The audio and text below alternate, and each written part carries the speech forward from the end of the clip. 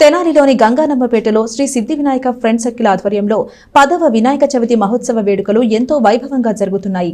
3వ రోజైన సోమవారం ప్రత్యేక పూజలతో పాటు హోమాలు నిర్వహించారు. స్థానిక గంగానంపేటలోని శ్రీ సిద్ధి వినాయక ఫ్రెండ్ సర్కిల్ ఆధ్వర్యంలో గత 9 సంవత్సరాలుగా వినాయక చవితి మహోత్సవ వేడుకలు ఘనంగా నిర్వహిస్తున్నారు. దీనిలో భాగంగా ఈ ఏడాది కూడా దశమ వినాయక చవితి ఉత్సవాలను ఎంతో భక్తి శ్రద్ధలతో నిర్వహించారు. ఉత్సవాలలో భాగంగా 2వ రోజు ఆదివారం సాయంత్రం స్వామివారికి విశేష పూజలు నిర్వహించిన అనంతరం 250 మందికి పైగా చిన్నపిల్లలతో విద్యా గణపతి పూజా మహోత్సవాన్ని వైభవంగా నిర్వహించారు.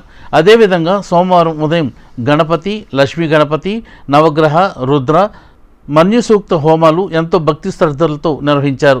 సాయంత్రం పెద్ద సంఖ్యలో మహిళలు కుంకుమార్చనలో పాల్గొన్నారు. మంగళవారం ఉదయం శ్రీ రమా సహిత సత్యనారాయణ స్వామి వారి వ్రతం, మధ్యాహ్నం అన్న సంతర్పణ, సాయంత్రం 4 గంటలకు లడ్డు వేలంపాట, అనంతరం భారీ ఊరేగింపుతో నిమజ్జన కార్యక్రమాలు జరగనున్నాయి.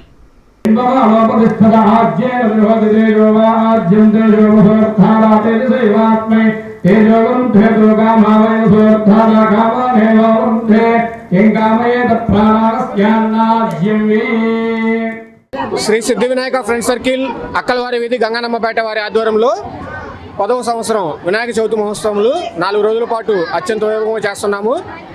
పూజా కార్యక్రమాల్లో భాగంగా మొదటి రోజు వినాయక చవితి, అలాగే ఇప్పుడు ఉదయం పూట స్వామివారి యొక్క కళ్యాణ మహోత్సవం, సాయంత్రం విద్యా గణపతి పూజ 301 మంది చిన్నారుల చేత చేపించడం జరిగింది. చిన్నారులు అత్యంత ఉత్సాహంగా ఈ పూజా కార్యక్రమంలో పాల్గొన్నారు. అలాగే రేపు ఉదయం విశేషమైన హోమ కార్యక్రమాలు, రేపు సాయంత్రం 201 మంది సువాసినులచే కుంకుమ పూజ కార్యక్రమం కూడా ఏర్పాటు చేశాము.